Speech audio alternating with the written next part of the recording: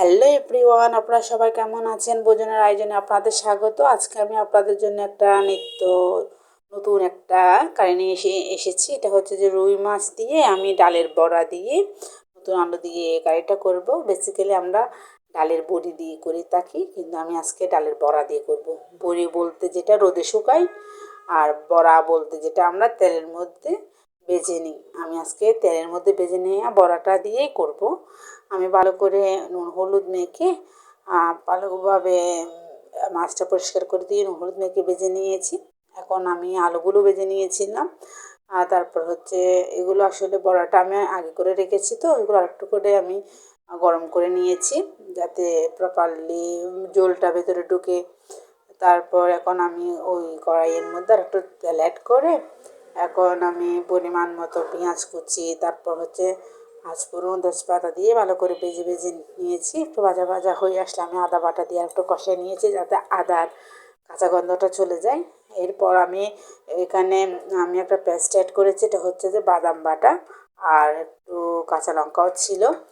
আমি ভালো করে কষাবো যাতে হচ্ছে কি বাদামের কাঁচা গন্ধটা চলে যায়। বাদাম বাটা যখন আপনারা তরকারিতে ইউজ করবেন অবশ্যই ভালো করে কষাবেন যাতে কাঁচা গন্ধটা চলে যায়। বাদাম অ্যাড করলে তরকারি কিন্তু অনেক সুস্বাদু হয়।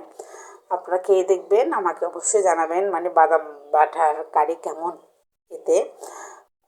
এখন আমি ভালো করে কষে নিয়ে অল্প পরিমাণ জল দিয়ে এখন পরিমাণ মতো হলুদ মরিচ মশলা মানে ধনিয়ার গুঁড়ো তারপরে জিরের গুঁড়ো দিয়ে ভালো করে কষায় নেব। খুব ভালো করে কষাবো যাতে করে কাঁচা গন্ধটা চলে যায়, প্রপারলি কুক হয় মশলাটা। কোনো জন বাজে যেন ব্যাড স্মেল না আসে, যেহেতু মানে বাদামও আছে বললাম তো আমি। বাদাম বাটা যখন দেবেন ভালো করে কষাতে হবে, তাহলে আপনারা প্রপার স্বাদটা পাবেন। এবার আমি পরিমাণ মতো লবণ অ্যাড করেছি, অ্যাড করে ভালো করে কষায় নিচ্ছি।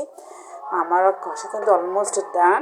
এই যে আমার মশলা থেকে তেল ছেড়ে আসছে, বুঝতেই পারছেন আমার কষানো কমপ্লিট। এখন আমি জল অ্যাড করব, একটু বুঝে শুনে জল অ্যাড করবেন, যেহেতু আমরা এখানে ডালের বড়া দেব।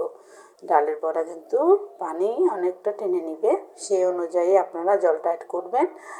এখন আমি পরিমাণ মতো জল অ্যাড করে এখন আমি দিব ভেজে রাখা মাছ ভাজা, তারপর হচ্ছে আলু ভাজা, তারপর এখন হচ্ছে ডালের বড়াগুলো দিয়ে ভালো করে রান্না করে নিব। 1 মিনিট রান্না করার পর আমার রান্না অলমোস্ট ডান, কারণ সবগুলো ভেজে রাখা মশলাটাও কষানো হয়ে গিয়েছে। আমি জাস্ট এই যে আমার রান্না হয়ে গিয়েছে, এখন আমি ধনে পাতা দিয়ে নামিয়ে নিব। একটু ঝোল ঝোল থাকা অবস্থায় নামাবেন, তাহলে ঝোলটা পাবেন। আমাকে জানাবেন কেমন হয়েছে, আমার পাশে থাকবেন, আমাকে ফলো করবেন, লাইক কমেন্ট সাবস্ক্রাইব করবেন।